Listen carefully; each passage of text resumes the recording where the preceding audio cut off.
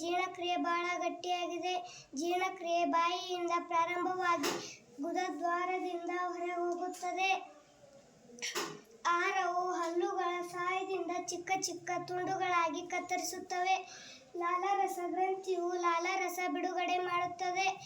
ಈಗ ಆಹಾರವು ಕರಗಿಸಲು ಸಹಾಯ ಮಾಡುತ್ತದೆ. ಈಗ ಆಹಾರವು ಅನ್ನನಾಳದ ಮೂಲಕ ಜಠರ ಸೇರುತ್ತದೆ.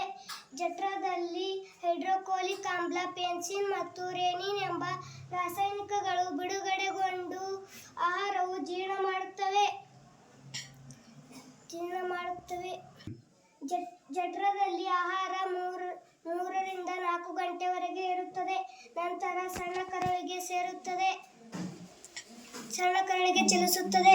ಪಿತ್ತಜನಕಾಂಗದಿಂದ ಪಿತ್ತರಸ, ಮದೋಜೀರಕ ಗ್ರಂಥಿಯಿಂದ ಮದೋಜೀರಕ ರಸ ಮತ್ತು ಸಣ್ಣ ಕರುಳಿನ ಜೀರ್ಣರಸ ಬಿಡುಗಡೆಯಾಗಿ ಆಹಾರ